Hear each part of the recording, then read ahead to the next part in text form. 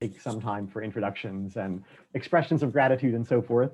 Thank you all so much for joining us this afternoon. I'm Bill Maurer. I'm the Dean of the School of Social Sciences at the University of California at Irvine, or in the virtual spaces that we are now all dispersed and distributed into. And I'm very pleased to welcome you all to this afternoon's discussion with Mary Daly from the San Francisco Fed. I'd like first to acknowledge the Department of Economics and Chair Bill Branch for helping to organize and arrange this event, as well as the Center for Population, Inequality, and Policy, headed up by Professors Newmark and Bruckner, who are also co-sponsoring this. We're backed up by a fabulous team of staff who are all here supporting us, Ian Delzer, Melissa Terlonis, Andy Hill, and others. And I'd be remiss not to mention also Dan Paley and Adam Cook in the econ department who helped organize the event, as well as the staff from the Federal Reserve who are there helping Mary ensure that she can be here with us live and on screen. Again, thank you so much for joining us. I'll introduce Mary Daly first, and then she'll have the floor for 20 minutes to a half an hour or so, after which she'll field some questions. And I have some questions that were submitted ahead of time by faculty members and members of the community, but you should also feel free to go down to the bottom of your screen and click on the Q&A icon and type your questions there. And I'll keep track of those as they come in, and I'll pose some of those to Mary as we get into the discussion. So again, thank you. And it's a real pleasure and honor to welcome Mary Daly to UC Irvine's instance of Zoom. This is our Zoom. I hope you think it's nice. Mary C. Daly is the president and CEO of the Federal Reserve Bank of San Francisco. As a participant on the Federal Open Market Committee, she helps set American monetary policy that promotes a healthy and stable economy. Since taking office in October 2018, Dr. Daly has committed to making the San Francisco Fed a more community-engaged bank that is transparent and responsive to the people that it serves. She works to connect economic principles to real-world concerns and is a sought-after speaker on monetary policy, labor economics, and increasing diversity within the field of economics. Dr. Daly began her career with the San Francisco Fed in 1996 as an economist specializing in labor market dynamics and economic inequality. She went on to become the bank's executive vice president and director of research. She's also served on the advisory boards of the Congressional Budget Office, the Social Security Administration, the Office of Rehabilitation Research and Training, the Institute of Medicine, and the Library of Congress. Dr. Daly earned a bachelor's degree from the University of Missouri, Kansas City, a master's from the University of Illinois, Urbana-Champaign, and a PhD from Syracuse. She also completed a National Institute of Aging postdoc at Northwestern. A native of Baldwin, Missouri, Dr. Daly now lives in Oakland with her wife, Shelley. And Dr. Daly, Mary, it's a real pleasure to welcome you, and I give you the floor. Thank you so much, and thanks for that lovely introduction. I'd like to just start by saying hello, everyone, from wherever you're viewing. It's really just such an honor to be here, and I'm glad you've given me the opportunity. I look forward to it. Now, it means more to me than you might expect. So as Bill said, I've spent almost 25 years at the Federal Reserve Bank of San Francisco. And back in 2006, when I was working in our research department, I got a big opportunity. Our president at the time, Janet Yellen, I think you've all heard of her, was coming to UC Irvine to deliver a speech on economic inequality right before the midterm election. And I had a chance to work on her remarks, and it was actually a defining moment in my career. So to be here again at UC Irvine as the current president of the San Francisco Fed, delivering a speech of my own on economic inequality, weeks before another important election, it feels like a full circle moment for me. And I thank you very much for the opportunity.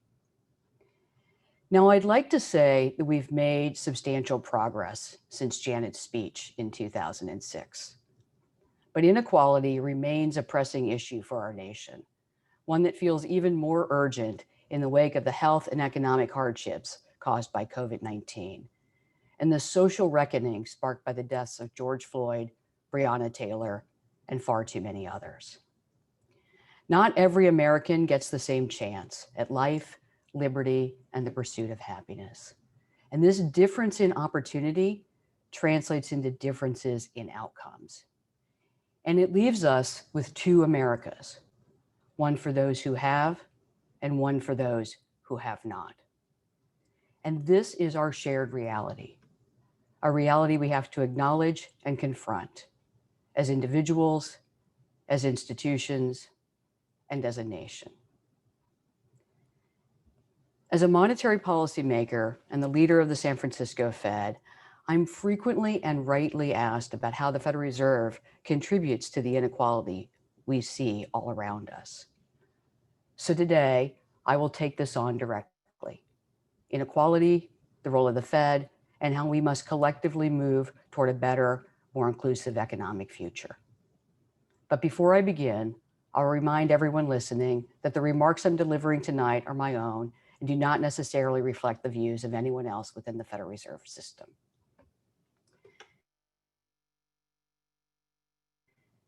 So I'd like to start by looking at a few recent facts that suggest to many that the Federal Reserve could be part of the problem, might have a role to play in actually generating the economic inequality we observe. COVID-19 hit our shores in January. By March, we saw quite severe impacts on both health and economic activity. The Federal Reserve and Congress took immediate and unprecedented action. At the Fed, we cut the federal funds rate to close to zero and implemented a wide array of measures to facilitate the flow of credit in the economy. Congress also took immediate action, providing almost $3 trillion in fiscal support meant to shore up households, businesses, and state and local governments. And together, these measures of Congress and the Federal Reserve were meant to form a bridge, helping people and businesses get through the immediate economic hardships caused by COVID-19. But what has happened since that time? What happened since those measures were taken? Well, as the economy has slowly reopened, employment growth has rebounded, exceeding almost everyone's expectations, including my own. But this pretty rapid growth has erased only about 1/2 of the original losses. For instance, in September, just last month, employment was still down by almost 11 million people relative to its recent peak. And these are bigger losses than we saw during the Great Recession. So while we've had very rapid growth in recovery, we are still hanging on with losses that are as large as those of the Great Recession. Now, in contrast, financial markets have recovered completely. After losing nearly 1/3 of their value in February and March, all major US stock indices have recovered their declines, and some are actually higher than they were at the start of the year. So if I look at those two recoveries, the ones I just described, the economic one and the financial one, well, frankly, it seems unfair. Another example of Wall Street winning while Main Street's losing, of a few advancing while so many others fall behind. And the question is, how do we alter this imbalance? What can we do to ensure the proceeds of economic growth are more equitably distributed in our society? This is the right question to ask of policymakers, to ask of all of us. And while I can't provide a simple playbook or recipe, I will lay out the issues I see before us and discuss what the Federal Reserve, our fiscal agents, and each of us must do if we are going to create a more equitable future. Now, the first thing that I think is important to note is that while COVID-19 has spotlighted and magnified the inequities in our nation, these disparities that we observe have existed for decades. Income and wealth inequality in the United States has been rising almost without pause since 1980. And I'd like to offer a few illustrations that put a scale to the problem. So over the past 40 years, the income of households near the bottom of the income distribution, the 10th percentile, rose by about 20%, 20% over that 40-year period. In contrast, households near the top of the distribution, the 90th percentile, saw their incomes rise by 66%. And these differences in returns, 20% versus 66%, have resulted in more inequality over the course of that period. And if you think about what this means, in 2019, just last year, the top 10% of adults in the United States took home half of the pre-tax income generated in our economy. And that's nearly 5 times their share of population. So if we look at wealth, the disparities are even wider. About 1/4 of Americans have almost or no wealth, near zero or even negative net worth. The remainder of households have some wealth, but even this is quite unevenly distributed. Looking again at 2019, at the end of that 2019, the top 10% of American households owned nearly 70% of all the wealth held in the United States. Now, we're not the only country experiencing these trends. Inequality has increased in countries with similar economic systems to ours, like the United Kingdom, and it's also happened, albeit to a lesser extent, in countries with economic systems quite different from ours, like Denmark and Sweden. And if you think about that worldwide increase, then you look for things that might be common to everyone. And a range of structural factors are to blame. Things that have contributed to worldwide increases in inequality that we observe across the globe. These factors include automation, growing demand for college-educated workers, and globalized labor, product, and capital markets. But global trends alone can't explain the severe run-up in inequality we're experiencing in the United States. We have additional and unique challenges, struggles we see play out every day in the news.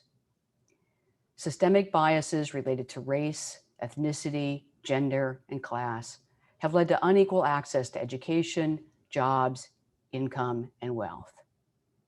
And these inequities have compounded over generations as children born into poverty or low income carry that disadvantage through to adulthood and then pass it along to their children. These trends and their persistence over time reflect fundamental choices we've made about public education, taxation, and the social safety net. Fundamental choices we've made about how to manage our society. So if these are our choices, what can institutions like the Federal Reserve do to change the landscape? And my answer for you tonight is quite a lot.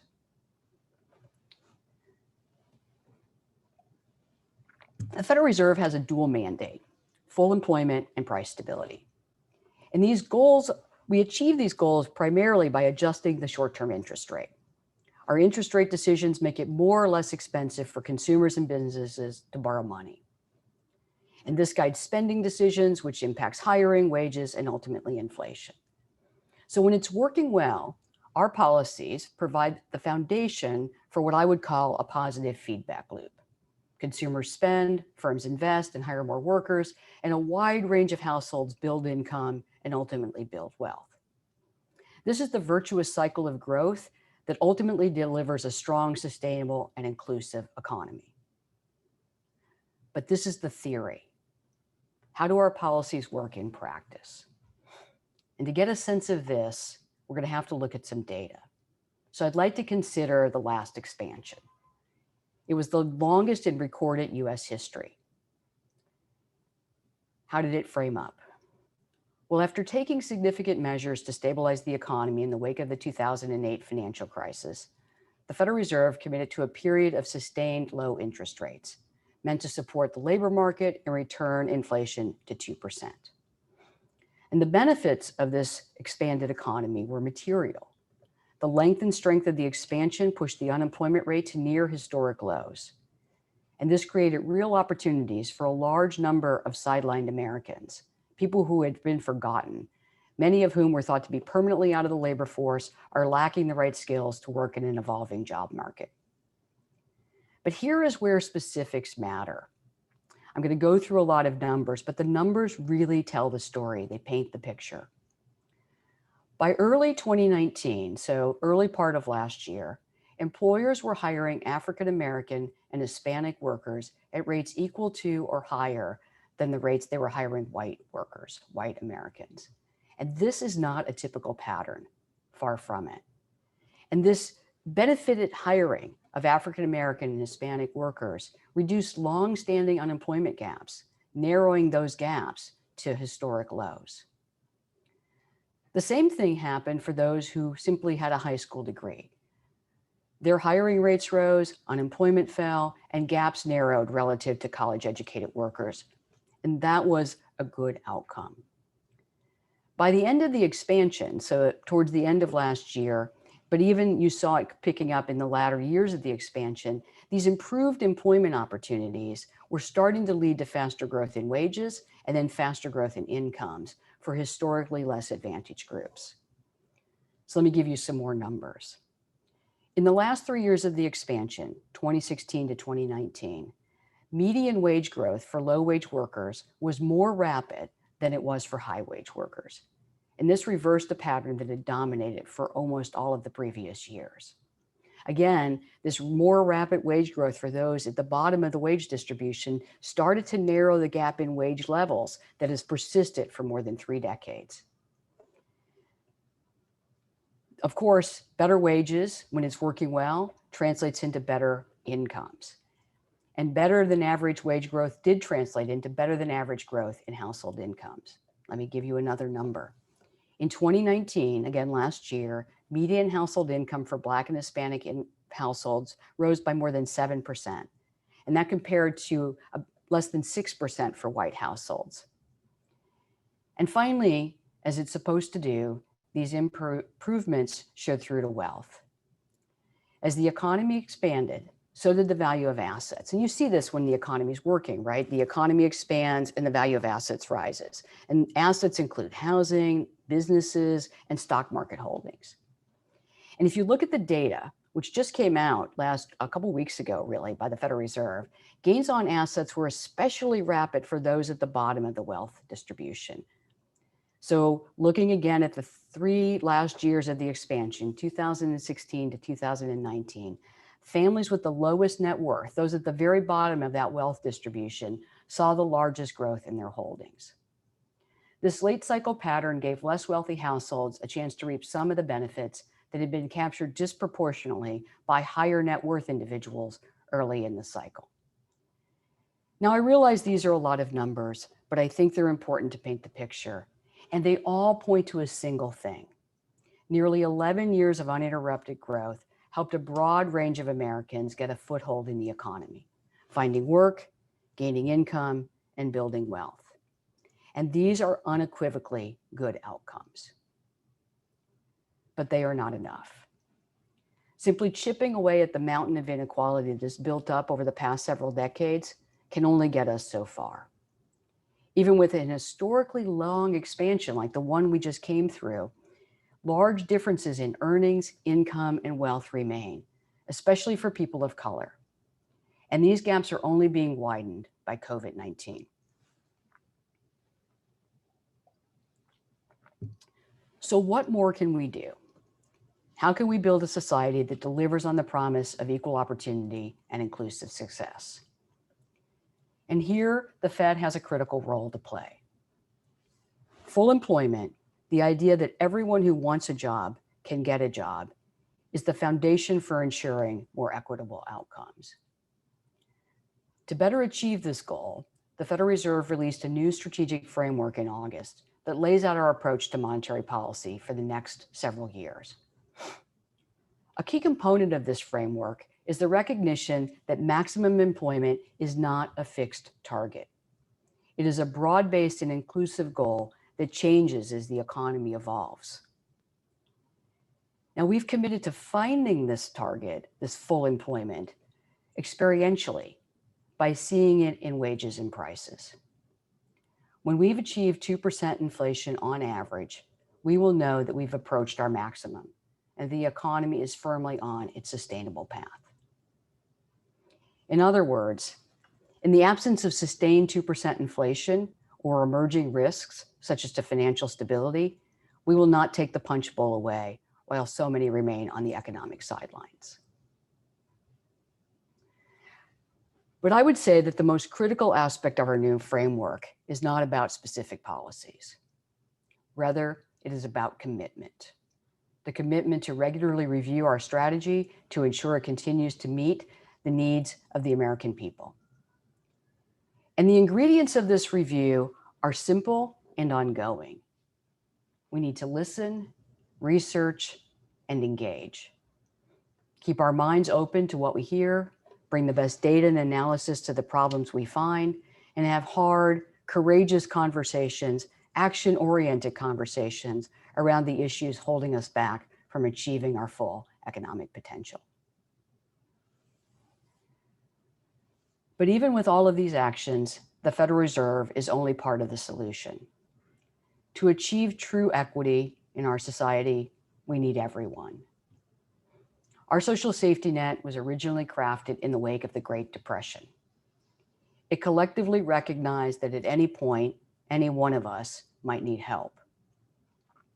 That safety net and its expansions over time have become integral to the stability of our economy.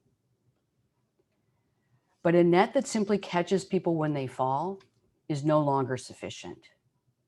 Too many people are left out from the start, without resources, without opportunity, without a fair chance.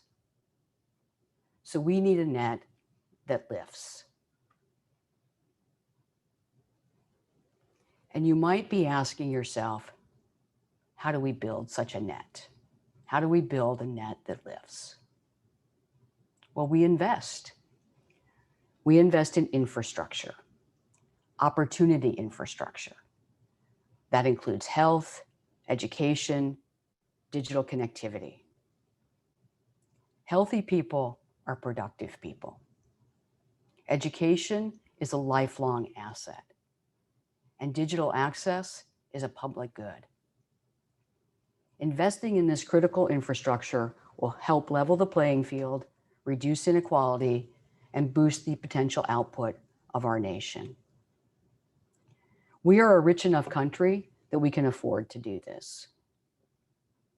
We are a poor enough country that we can't afford not to.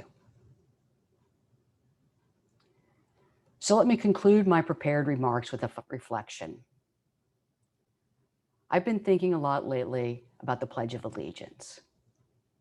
I learned it in the first grade. I remember standing in the classroom with my hand over my heart, and I said the words, "with liberty and justice for all." I believe those words. I cherish those words. And I want it so very much for those words to be true. But those words do not match the world we live in. And it's up to us to make it right.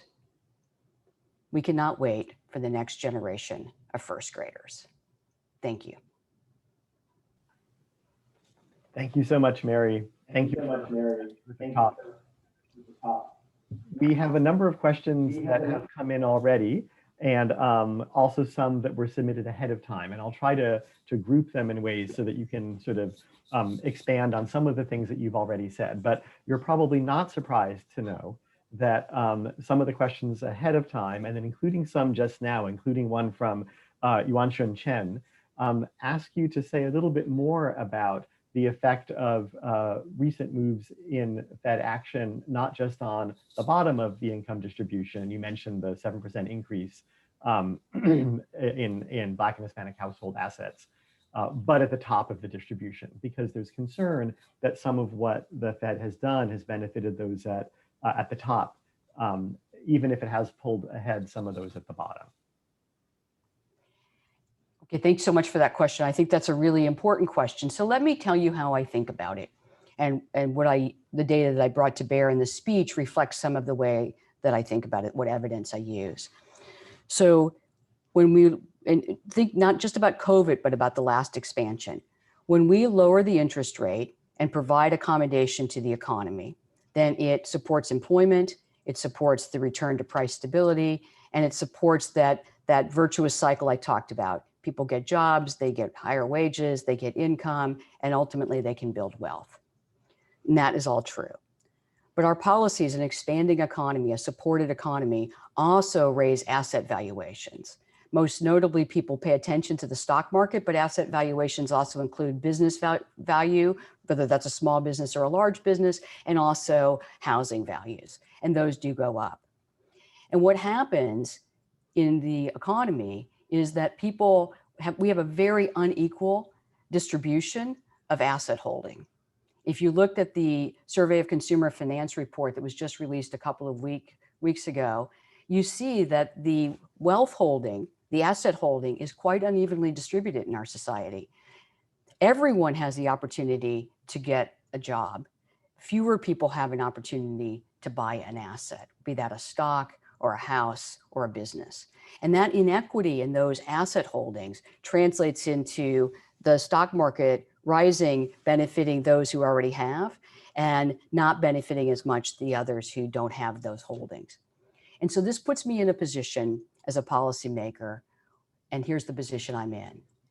I am not willing to trade millions of jobs for people who need a ladder rung up in order to keep the stock market from going up for a few who have those holdings.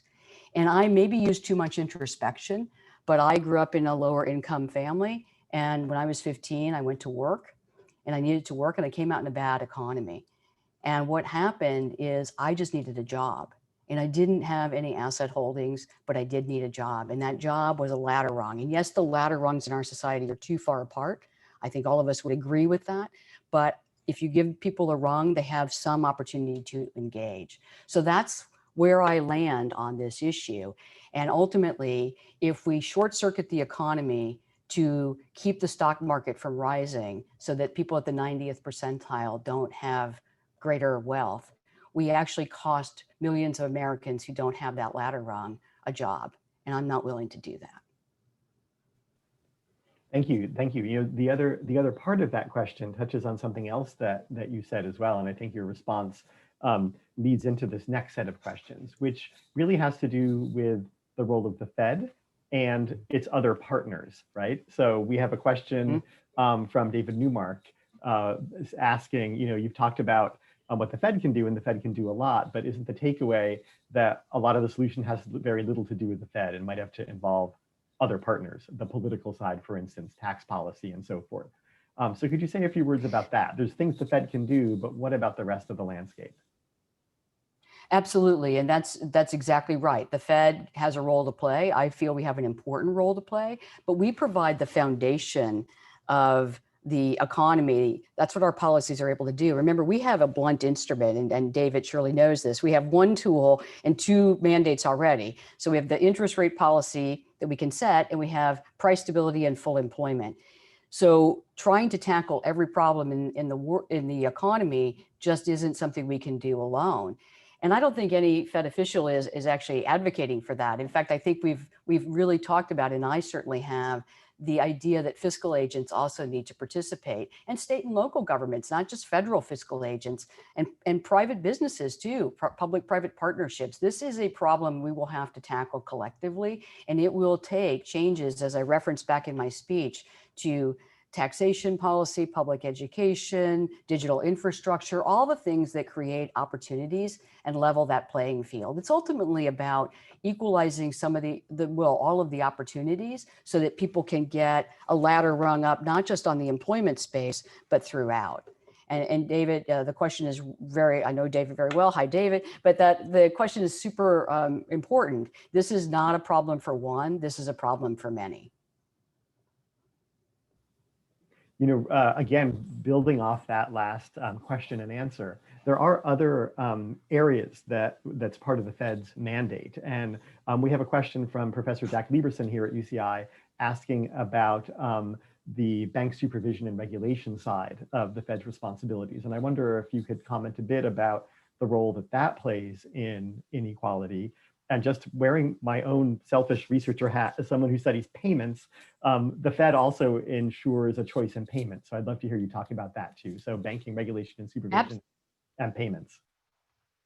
Absolutely. So yeah, we think of I think of the Fed's role as having three core responsibilities: monetary policy, the dual mandate goals of the sustainable economy, healthy economy, then the stable, safe and sound payment system and having people be able to make payments and intermediate through the economy. And then of course, a safe and sound banking system for which we regulate and supervise financial institutions. And all of those things are important. And let me start with the financial regulation supervision. So that is a critical role. And I would say there's two areas right now that we've been focusing on as a system that are very important. The first is, how do we ensure that banks are sufficiently capitalized, well capitalized, that they can weather COVID and the support they need to do? Because if banks if they falter, then we can't get lending out into the economy, and small and large businesses both falter. So you've probably read about the additional stress tests we're doing on banks, the regulations saying they cannot buy back their stock or pay dividends. They cannot do things that are going to reduce their capital.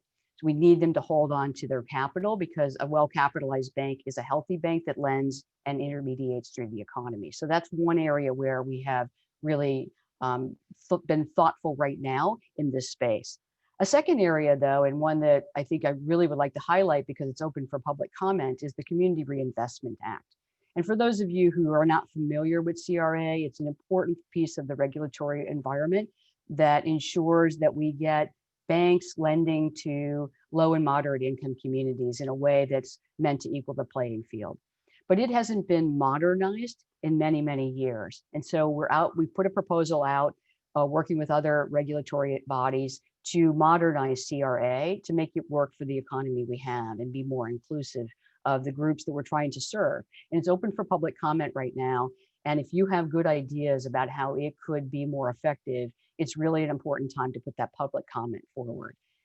On the payments side, the payments is really something that people forget about until they absolutely need it. And so we have right now, people have been talking forever about cash is dead and nobody uses cash anymore.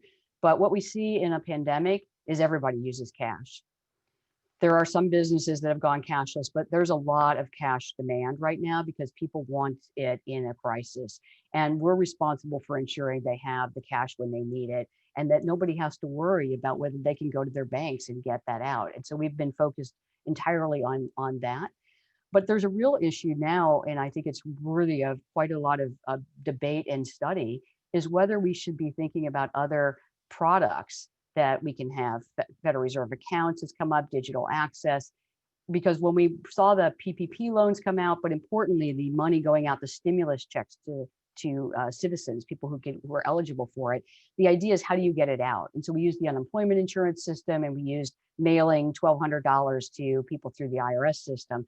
But there's a question about what is a better way, and people putting proposals forward. I don't have an answer for that right now, but I think these are the kinds of important questions we have to think about and rightly debate and research. So a call to all researchers out there thinking about ways we can better get funding to Americans in times of crisis from the government, be that the federal or the state and local government. I think it's an important topic for study.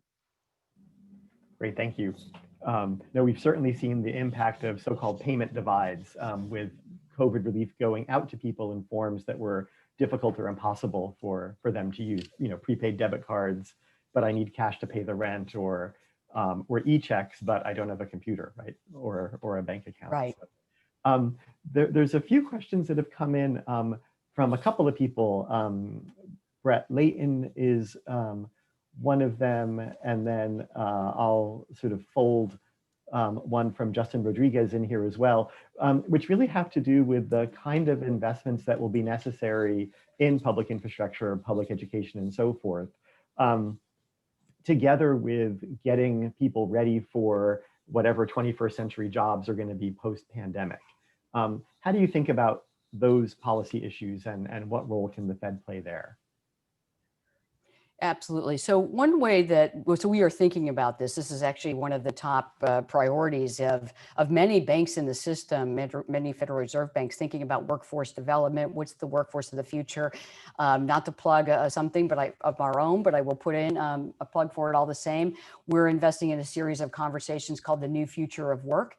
And we're really trying to ask the questions, how can we be intentional about creating a workforce of the future that works for everyone? What do employers need to do? How will teleworking change the landscape? What skills do people need? And I'm going to start out by saying the very first thing that needs to be done is digital access. If people don't have digital access, I mean, they don't have basic internet, some people don't have a computer, then we've seen in the pandemic that immediately cuts you off from the ability to work from home, the ability to receive payments when they're given out in electronic form.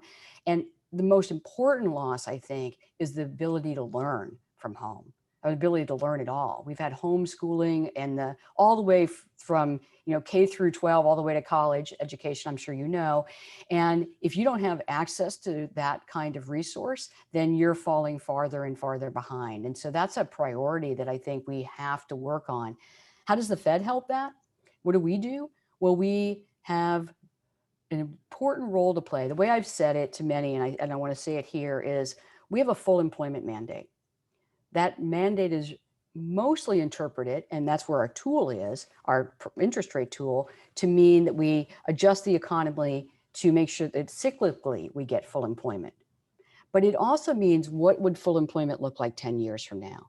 And there we bring our analysis, our research, our forums, our conversations, our dialogues, the Fed Listens event we did last year to bear, where we're bringing in people from the communities we serve and saying, what resources do you need? How would we think about, if we can't provide them directly, how do we think about at least pointing out what's needed, and then building partnerships between private, public, and universities, of course, to get individuals the kinds of services they need.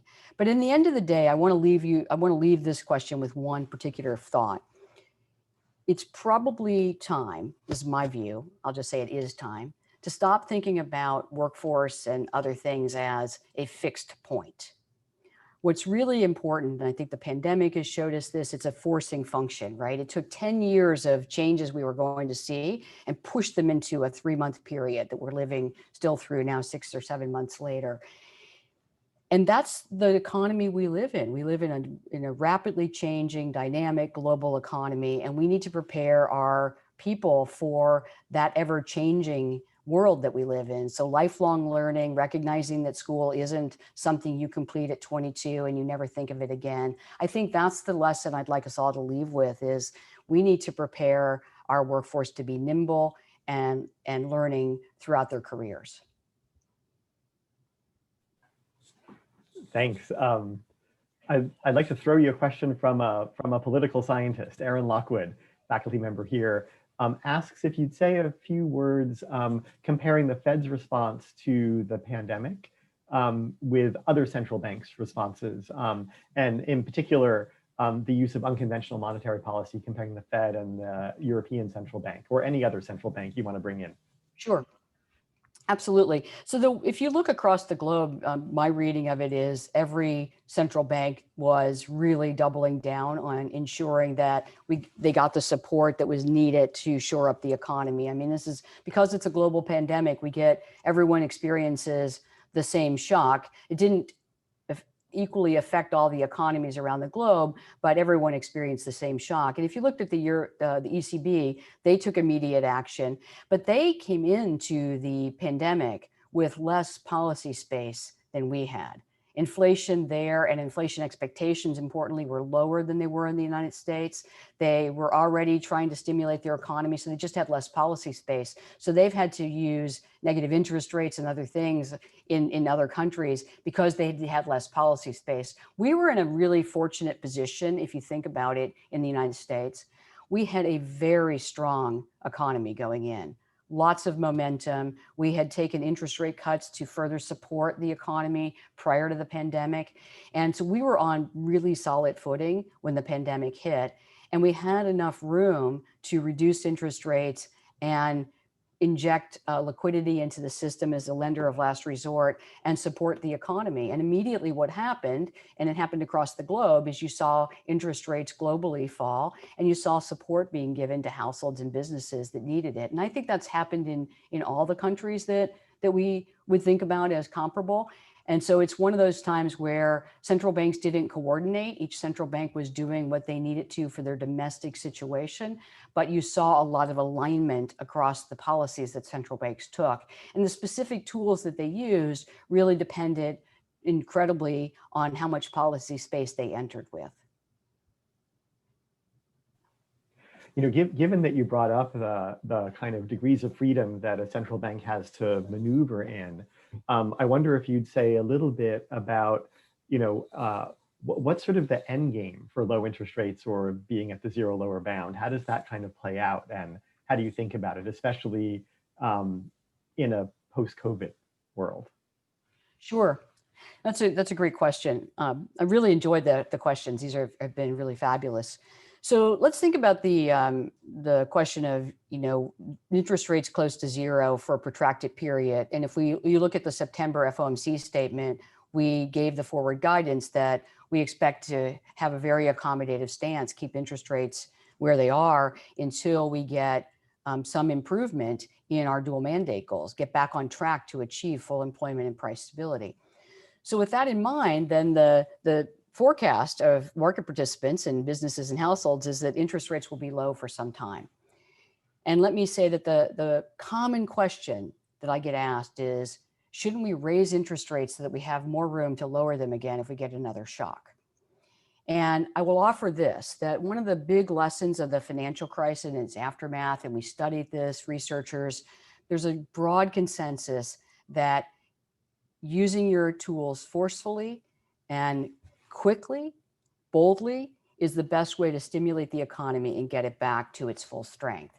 So that's why we took the interest rate decisions we took and are stimulating the economy. And the faster we can get past COVID, I mean, ultimately, this is a health crisis that we're in right now. And so the state of the economy depends entirely on our management of COVID and how quickly we were able to get a mitigation strategy that's very effective or a vaccine.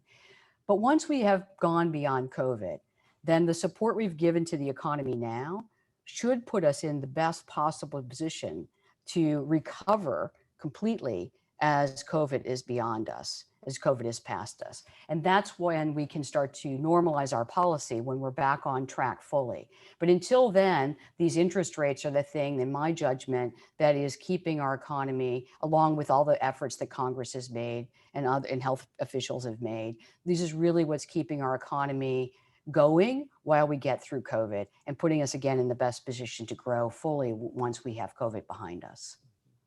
So unconventional measures for as long as this unconventional period persists and possibly a bit beyond. Yeah. Right. And if I may just add one thing, I mean, I look back at the last decade of recovery, 11 years of growth, and I said many positive things about that. They're all true, right? We had so many positives come out of 11 years of sustained growth. But if you look at how long it took to start narrowing some of the gaps that I talked about, it was a decade. And in my judgment, a decade is too long. We can't wait another decade to reduce the gaps that COVID has caused. And so these supportive policies, they're unconventional. We are in an unconventional and unprecedented. We haven't had a pandemic in 100 years. And my goal is to get the economy back firmly on its footing so that it doesn't take a decade beyond to return people to where they were pre-COVID. Thanks. There's an important pair of questions that have come in different forms. One is from Gerald Daniels.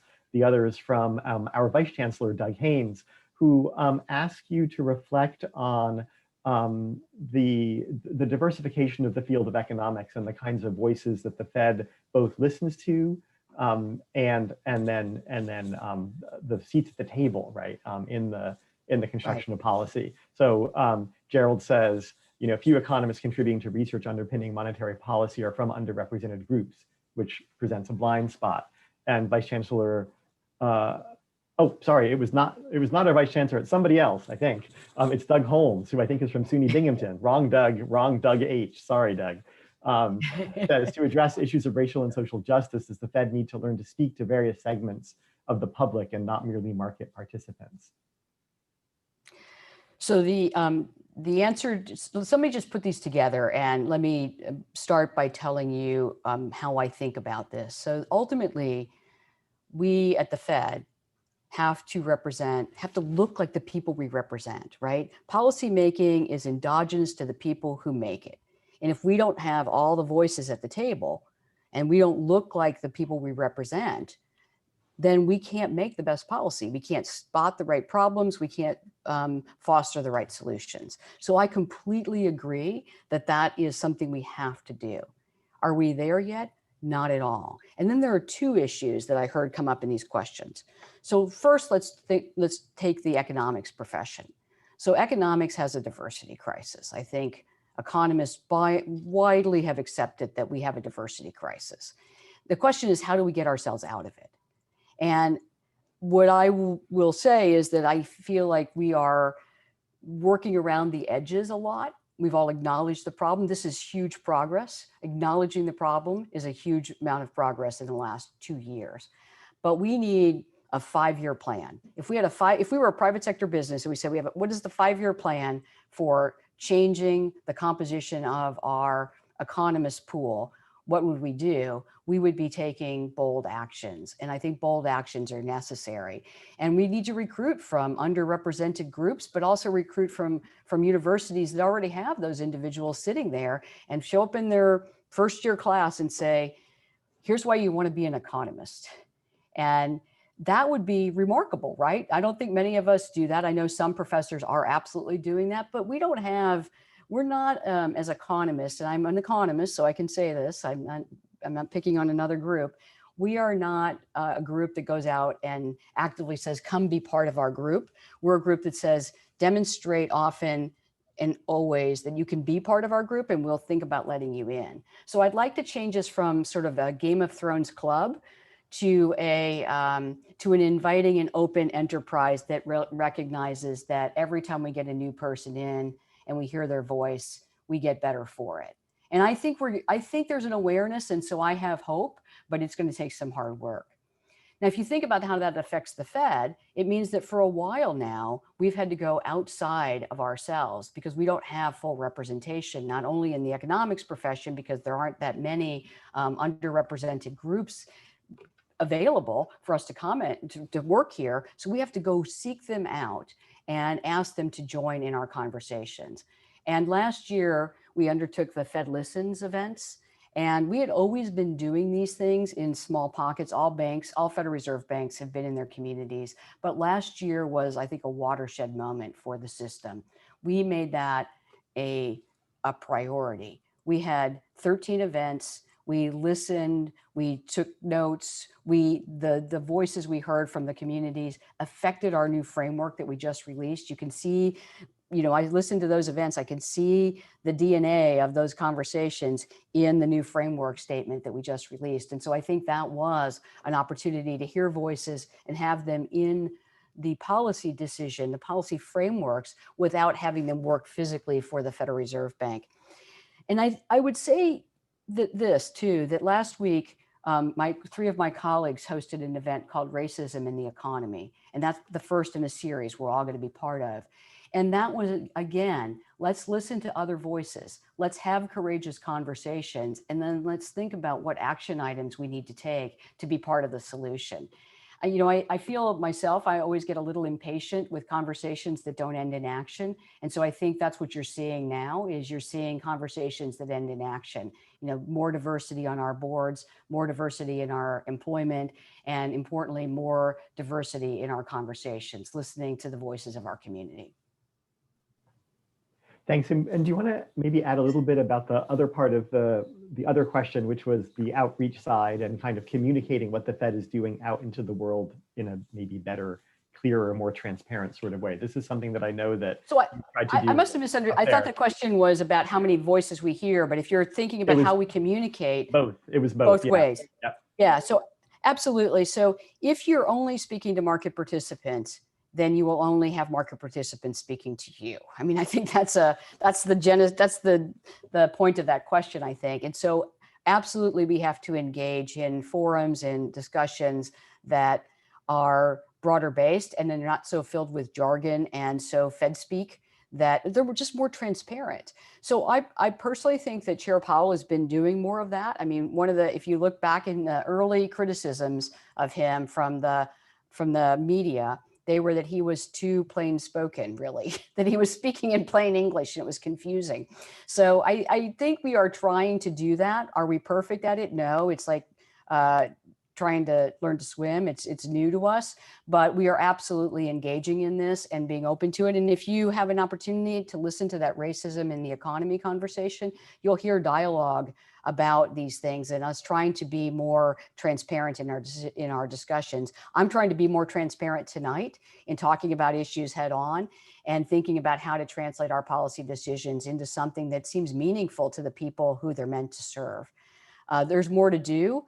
And I would check out one other thing. I feel like I'm giving you a pitch for something we're doing, but I feel it's really an attempt to do what the questioner asked. We have this product, what's something you can look at online called FOMC Rewind. And it's a text-based thing, you know, it's a little like video you can watch. And it's really meant to take the pretty, you know, well, fascinating, but not very transparent, perhaps, messaging of our FOMC statement and boil it down into the essential elements that matter for families and households and businesses. So check it out and please tell us how we're doing. Another way, though, and I'll just end with this, is if you think we could do better, send us your ideas because we are open to them. But we, you know, I've learned something really early on in my life. I don't rely simply on introspection to know what to do. So please send us your best ideas and we're happy to take them. Thanks. With credit given, of course. You know, since we're coming up against the hour, and since we're also in a heated election season that is barreling toward, you know, November 3rd, let me give you one last question that is on the political side of things. And this comes from Angelo Angelides, but it's interwoven with some of the others as well, which is how do you think about and to what extent is there political pressure on the Fed to act in ways that aren't in accordance with its mandate or with what it considers to be sound monetary policy? And how do you see that, especially during the pandemic and especially in the era that we're in? So I don't feel any political pressure. We have a mandate. It's given to us by Congress. It's the North Star. The American people depend on that. And what we do in all of our deliberations is, you know, when we would go to the FOMC physically, there are these big double doors that close to the meeting room. And when you cross that threshold, you literally stop thinking about anything except what policy can we undertake to do our best job for the American people, given the tools we have and the situation we find ourselves in. So now we do it by telepresence, but that situation is still the same. When the doors of the meeting close and we start to deliberate, we're listening to each other, we're debating, we're thinking hard, we're bringing the best analysis and tools. But ultimately, we answer not to any particular politician of any particular day, we answer to the American people. And those are the individuals that need to hold us accountable. And the metrics of our accountability are very, very simple. Do people have jobs when they need them? Are we stimulating the economy in a way that makes sure that that's true? Do we give price stability? Can you trust the payment system? Can you trust the supervision and regulation in the banking system? And those are the things you can measure us by. And so as long as we're working towards those goals, then we are achieving what was asked of us. So you put all that together, and I actually don't feel any political pressure. I just feel the responsibility that I have to the American people. And I try to do my best at that every day. Mary Daly, President and CEO of the Fed in San Francisco, thank you so much for being with us this evening. I know we didn't get to everybody's questions, but I tried my best to summarize and bundle them up.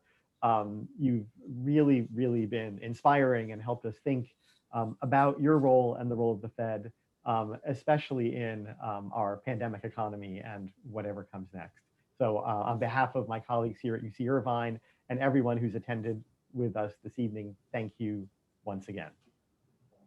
Thank you. The pleasure was all mine. Thank you.